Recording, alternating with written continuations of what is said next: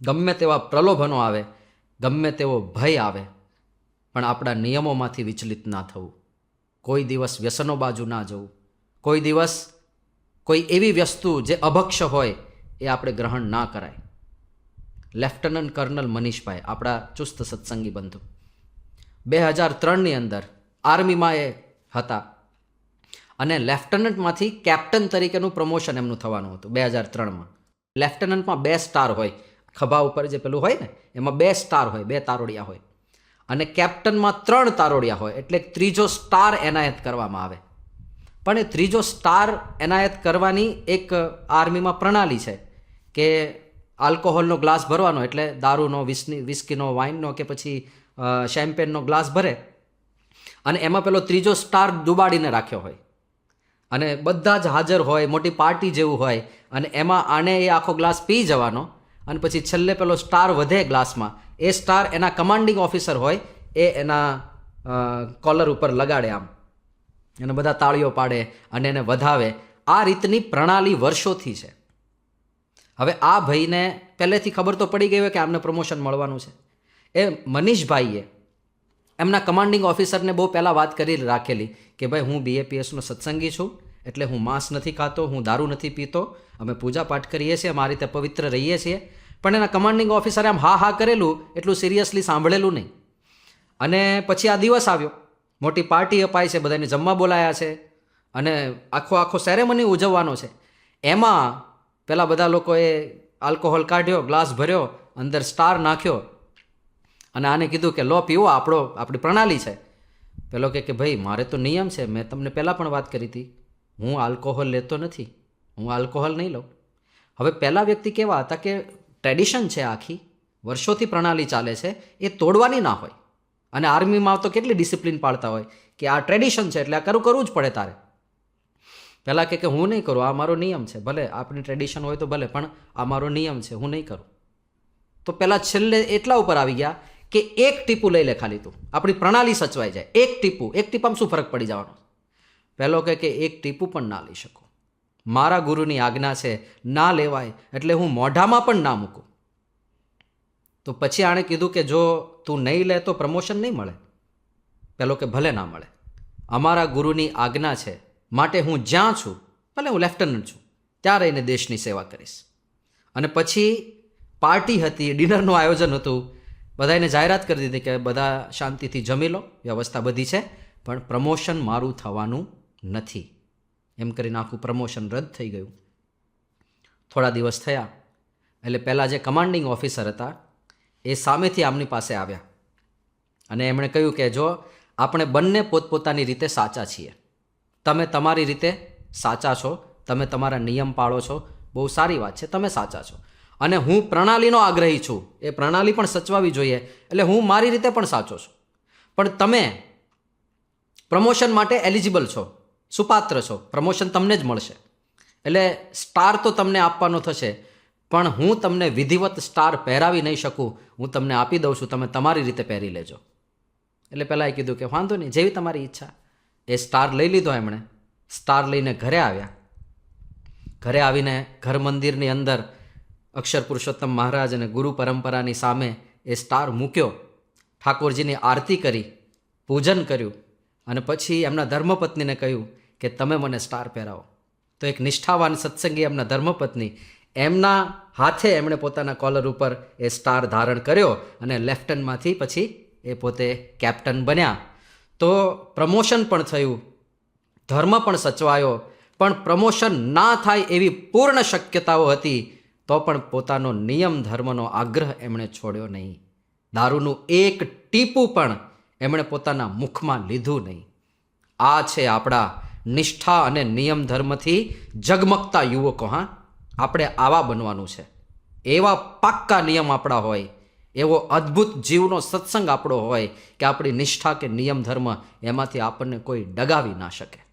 પછી તો આપણે ઘણી બધી જગ્યાએ સેવા કરવાની થાય. અત્યારે પોતે લેફ્ટનન્ટ કર્નલ છે, એના કરતાં પણ 2 પોસ્ટ ઉપર છે. પણ આ આખી યાત્રા દરમિયાન હવે બધાને ખબર પડી ગઈ છે કે આ વ્યક્તિ ક્યારેય પણ દારૂ લેશે નહીં, તો કોઈ એને હવે આગ્રહ કરી શકતું નથી.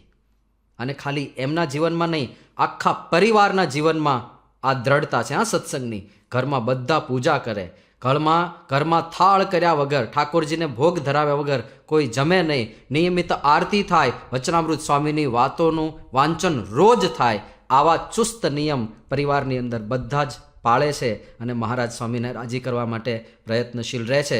તો આપણે આવા સત્સંગી બનવાનું છે. અને આ સત્સંગ જો આપણે કરીશું, આવા નિયમ ધર્મ પાળીશું, આવી સમજણ કેળવીશું, તો એનું પરિણામ શું આવશે? જીવનમાં ગમે તેવી વિપરીત પરિસ્થિતિઓ આવશે ને, એમાં પણ આપણે સ્થિર અને નિશ્ચલ રહી શકીશું. શિકાગોનો નિરલ પટેલ પ્રસંગ કદાચ તમે સાંભળ્યો હશે. અમેરિકામાં જન્મીને મોટો થયેલો આ છોકરો પણ સત્સંગની નિષ્ઠા અને નિયમ ધર્મ એવા. એ નાનો હતો ત્યારથી એને પોલિસિસ્ટિક કિડની ડિસઓર્ડર નામનો રોગ થયો અને નાનપણમાં જ એની બંને કિડની કાઢી લેવામાં આવી હતી. અને પછી નાનપણથી જે આખી પીડાદાયક પ્રક્રિયા શરૂ થઈ, એ 15 મહિનાનો હતો ત્યારે તો પહેલું ઓપરેશન થઈ ગયું તેના શરીર ઉપર, 2 કિડની કાઢી લીધેલી. અને પછી 2 વખત કિડની ટ્રાન્સપ્લાન્ટ થયા, બીજી નાની મોટી કેટલી બધી સર્જરીઝ થઈ. ટોટલ 72 સર્જરીમાંથી એ પસાર થયો જીવનભર. અને યુવાન અવસ્થામાં જે ધામમાં ગયો. પણ એની સમજણ એવી અદ્ભુત હતી, એને કોઈએ ક્યારેય દુઃખી જોયો નથી. એની પરિસ્થિતિ જોઈને એના માતૃશ્રીને રડવું આવે તો એની માતાને ના પાડે કે તારે મારી સામે રડવાનું નહીં, આવી નિર્બળ વાતો મારી સામે નહીં કરવાની. એટલો બળમાં હતો છોકરો. છેલ્લે જ્યારે એને પૂછવામાં આવ્યું, એનો એક કાનમાં સાંભળાતું બંધ થઈ ગયું હતું, એક હાથનું હલનચલન બંધ થઈ ગયું હતું. એને કહ્યું કે આ 72 સર્જરી ભગવાને તને કેમ આપી? ભગવાને તારા સાથે સારું કર્યું આમાં? કે સારું જ કર્યું ને. મારો એક હાથ કામ કરે છે ને જેથી ભગવાનનું ભજન થાય, મારો એક કાન કામ કરે છે જેથી હું કથા વાર્તા સાંભળી શકું, અને એક કાન બંધ કરી દીધો જેથી હું કોઈ નેગેટિવ વાત કે અભાવગુણની વાત એ ના સાંભળી શકું. એટલી સમજણ સાથે કે તને વિશ્વાસ છે તારો છેલ્લો જન્મ? કે હા, આ વખતે પાક્કું છે કે આ મારો છેલ્લો જન્મ છે. અનંત જન્મથી પાપ કર્યા હતા, આ વખતે બધું ધોઈ કાઢીને સાફ કરી નાખ્યું. તો કે તને આ નિષ્ઠા પહેલેથી રહી છે? તો કે ના, પહેલાં મને એવું નહોતું, પણ એક વખત પ્રમુખ સ્વામી મહારાજે પોતાનું ગાતરિયું મારી આસપાસ વીંટાળ્યું, ત્યારથી મને પાક્કું થઈ ગયું કે આ મારો છેલ્લો જન્મ છે. આ સત્સંગનું પરિણામ છે. આવો સત્સંગ આપણે કરવો છે. એક પણ નિયમ ધર્મમાં કચાશ ના હોય, આપણા પૂજા પાઠ તિલક ચાંદલો પાકા હોય, આપણે સમજણમાં પાકા હોઈએ, આપણે વચનામૃત અને સ્વામીની વાતો વાંચતા હોઈએ, આપણે રવિ સભા કે અઠવાડિક સભાને છોડીએ નહીં, એક પણ સંતોની કથા વાર્તા સંત સમાગમ આવું નિરંતર ચાલુ રહે. મહંત સ્વામી મહારાજ જેવા ગુરુ મળ્યા છે, એમાં સાચા ભાવથી જોડાઈ જઈએ તો આપણી પણ આ સ્થિતિ થઈને રહેશે. તો એ પ્રકારનું બળ બુદ્ધિ શક્તિ બધાને મળે.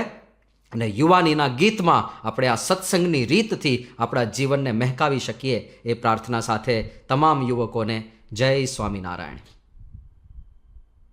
અત્યારે યુવાન અવસ્થા છે એટલે ઘણીવાર સ્કૂલે કે કોલેજે જઈએ ને, તિલક ચાંદલો કરતાં આપણને શરમ લાગે. પૂજા કરતા હોઈએ કારણ કે નાનપણથી કરતા હોઈએ, અથવા તો કોઈ કે સત્સંગ કરાવ્યો હોય ને આપણને ઈચ્છા થઈ હોય આપણે પૂજા પાઠ કરીએ. પણ સ્કૂલે કે કોલેજે જઈએ ને તિલક ચાંદલો કરતાં શરમ લાગે કે આ મિત્રો શું વિચારશે ને, પ્રોફેસર શું જોશે ને, કોઈક મને સ્વામિનારાયણીઓ કહેશે ને, એ બધું ગમતું ના હોય ઘણીવાર. પણ એમાં શરમ ના રાખવી. આપણા વિદેશમાં રહેતા યુવકો એકદમ ગૌરવ સાથે તિલક ચાંદલા કરીને જાય છે, અને ક્યારેય પાછા પડતા નથી. ઓસ્ટ્રેલિયામાં જીલ મોરડિયા નામનો આપણો યુવક, હવે એનું ભણવાનું પૂરું થઈ ગયું અને નોકરી માટેનો ઇન્ટરવ્યૂ આપવા માટે આ છોકરો ગયો. અને એટલો હોનહાર છોકરો, એના બધા જવાબ, એનું આખું ટ્રેક રેકોર્ડને બધું ચેક કરીને પહેલાં લોકો ખૂબ પ્રસન્ન થયા. એટલે કહી દીધું કે જીલ, યુ આર ઓલમોસ્ટ સિલેક્ટેડ, તું લગભગ સિલેક્ટ થઈ ગયો છે, પણ વી હેવ વન કન્ડિશન, એક શરત છે અમારી. કે શું? કે આ તો આ કપાળમાં તિલક ચાંદલો કરે છે ને, એ અમારી કંપનીમાં બહુ સેટ નહીં થાય, એટલે અમે તને નોકરી પર રાખીશું, પણ તારે તિલક ચાંદલો ભૂંસીને આવવું પડશે. અને તરત જ જો આ જીલ છોકરો કેવો નિષ્ઠાવાન, એણે કીધું કે સાહેબ એ નહીં બને, હું આ તિલક ચાંદલો ભૂંસીને ના આવી શકું. પહેલાં ઇન્ટરવ્યુઅરે એવું કીધું કે think about it once again, એકવાર ફરીથી તમે વિચારી લો. પહેલો કે આમાં કંઈ વિચારવાની જરૂર જ નથી, મારે કંઈ વિચારવાનું જ નથી, હું જોબ છોડી દઈશ પણ તિલક ચાંદલો કરવાનું નહીં છોડું. અને એમ કહીને એણે એ જોબની ઓફરને ઠુકરાવી દીધી. તિલક ચાંદલા માટે થઈને. આ ગૌરવ સાથે તિલક ચાંદલો કરવાનો હોય. અને ખાલી તિલક ચાંદલો ને પૂજા નહીં, બધા નિયમમાં આ છોકરો પાક્કો. રવિ સભાનો નિયમ એણે એવો પાક્કો રાખ્યો હતો કે જ્યાં રહેતો હતો ત્યાંથી 150 કિલોમીટર દૂર રવિ સભા થતી, 150 કિલોમીટર દૂર. એટલે 3 કલાકનું ટ્રાવેલિંગ, 2.5 કલાકનું ટ્રાવેલિંગ કરીને રવિ સભા ભરવા જાય. આવા યુવકો. સાન હોઝેનો આપણો યુવક ભગવત મહેતા બાસ્કેટબોલ ખૂબ સારું રમે અને અમેરિકાની અંદર આ સ્પોર્ટ્સની મહત્તા બહુ. તો બાસ્કેટબોલ ટીમમાં આ સિલેક્ટ થયેલો છોકરો અને ખૂબ સારું બાસ્કેટબોલ રમતો હતો અને એક બહુ જ ઇમ્પોર્ટન્ટ ગેમ ચાલતી હતી. તો એમાં પેલા રેફરીએ જોયું કે આ છોકરાના ગળામાં કંઠી છે. એટલે પેલા રેફરીએ બોલાવ્યા આને કે આ કંઠી કાઢી નાખ, આ ના ચાલે ગેમમાં. પેલો કે સાહેબ કંઠી તો રહેશે, કંઠી ના કાઢું હું. તો કે તો પછી you have to get out of the basketball team. તો તારે ટીમની બહાર નીકળી જવું પડશે. પહેલો કે મને મંજૂર થયું, હું ટીમની બહાર નીકળી જઈશ, હું રમવાનું છોડી દઈશ, પણ મારી કંઠી નહીં છોડું. કંઠી તો રહેશે જ ગળામાં. તો આપણો તિલક ચાંદલો, આપણી કંઠી, આપણી નિયમિત નિત્ય પૂજા, આ બધા આપણા નિયમો એવા જીવનમાં દ્રઢ હોય કે આવા કોઈ પ્રલોભનો આવે કે ભયસ્થાનો આવે એમાં પણ આપણી નિષ્ઠા ડગે નહીં. બહારનું ખાવા પીવાનું, સાદાઈથી રહેવાનું, બને તેટલો પ્રયત્ન કરવાનો છે. બહારનું તો જમાય જ નહીં. કેવું બને છે, કોણ બનાવે છે, કેવી વસ્તુ વપરાય છે, કેવી રીતે બને છે, ક્યાં આપણને કંઈ ખબર જ છે. એની શુદ્ધિની કે પવિત્રતાની પણ ક્યાં આપણને ખબર છે. એટલે બહારની ખાણીપીણી એ આપણા માટે નથી. અને એવા પણ યુવાનોના દ્રષ્ટાંતો છે. આપણે 1-2 કેસ સ્ટડી કરીએ. સંજયભાઈ પરીખ, આપણે જે સેન્ટ્રલ કન્સ્ટ્રક્શન વિભાગ છે BAPS સંસ્થાનો, એમાં સંજયભાઈ પરીખ સમર્પિત કાર્યકર તરીકે સેવા આપે છે. અને યુવાન અવસ્થા, તમારી જેટલી યુવાન અવસ્થા હતી ત્યારથી સમર્પિત છે. કેવા હોનહાર! IITની અંદર એન્જિનિયર થયા છે 3 ગોલ્ડ મેડલ સાથે. તમને ખબર હશે IITની મહત્તા શું છે. 3 ગોલ્ડ મેડલ સાથે એ ઉત્તીર્ણ થયા. અને આવા હોનહાર છતાં એમણે નક્કી કર્યું કે મારે BAPS સંસ્થામાં આજીવન સેવક સમર્પિત થઈ જવું છે. એમણે લગ્ન પણ ના કર્યા, લગ્ન પણ નથી કર્યા. આજીવન લહેંગો જબ્બો પહેરવાનું નક્કી કર્યું. કોઈ કલરફુલ કપડાં નહીં, રોજ એક જ યુનિફોર્મ, લહેંગો જબ્બો. આટલી સાદાઈ, કેટલી નિષ્ઠા ને કેટલા ગૌરવ સાથે સત્સંગ કરતા હશે. તો હવે તો આપણા જે મંદિરો બને એમાં કન્સ્ટ્રક્શનમાં ઇન્વોલ્વ હોય છે. મધ્યપ્રદેશ સરકારે ઓમકારેશ્વરની અંદર શંકરાચાર્યજીની 108 ફૂટ ઊંચી પ્રતિમા બનાવવાનું નક્કી કર્યું. અને એના માટે એ બધા એન્જિનિયર શોધતા હતા કે કોને આ કોન્ટ્રાક્ટ આપી શકાય, કોને આના નિર્માણમાં જુદી જુદી જવાબદારીઓ સોંપી શકાય. અને એ નિમિત્તે એમણે સંજયભાઈ પરીખને પણ આમંત્રણ આપેલું. એટલે સંજયભાઈ પરીખ એ મિટિંગમાં ગયા. બહુ ઇમ્પોર્ટન્ટ મિટિંગ હતી, એકદમ હાઈ પ્રોફાઇલ મિટિંગ હતી. પણ સંજયભાઈ કેવી રીતે ગયા? એ જ જબ્બો ને એ જ લહેંગો, કોઈ ટાપ ટીપ નહીં, કાંઈ જ નહીં. કપાળમાં તિલક ચાંદલો, ચહેરા પર નિષ્ઠાનું ગૌરવ અને લહેંગો જબ્બો પહેરીને ગયા. અને મિટિંગ બધી ચાલી. એમના વિચારો, એમનો અનુભવ એ બધું જોઈને તો બધા બહુ પ્રભાવિત થઈ ગયા. પછી વચ્ચે જમવાનો સમય થયો. એટલે આ લોકોએ કીધું કે સંજયભાઈ આપના જમવાની વ્યવસ્થા થઈ ગઈ છે, આપ ચિંતા નહીં કરતા. સંજયભાઈ તરત જ કહ્યું કે હું તો ટિફિન લઈને આવ્યો છું, મારી તમારે વ્યવસ્થા કરવાની જ નથી. તો પહેલાં લોકો કે આજે ટિફિન રહેવા દો, ગરમા ગરમ જમો, તાજું જ બને છે, તો અહીંયા ગરમા ગરમ જમી લો. અને ત્યારે એકદમ વિનમ્રતાથી સંજયભાઈએ કહ્યું કે હું બહારનું જમતો નથી, હું બહારનું નથી જમતો, હું ઘરેથી ટિફિન લઈને જ જાઉં છું. બધા આશ્ચર્યચકિત થઈ ગયા કે આવો નિયમ, બહારનું ખાતા જ નથી. કે પાણી? તો કે પાણી પણ હું સાથે જ લઈને ફરું છું, મારું જ પાણી. તો પછી તો બધા આયોજકોને બહુ રસ પડ્યો કે આ કેટલું અદ્ભુત વ્યક્તિત્વ છે. એ બધાને વધુ જાણવાની ઈચ્છા થઈ. અને ત્યારે બધાને ખબર પડી કે યુવાન હતા ત્યારથી સમર્પિત છે, IITમાં 3 ગોલ્ડ મેડલ મળેલા છે, લગ્ન કર્યા નથી, એક જ ટાઈમ જમે છે વર્ષોથી.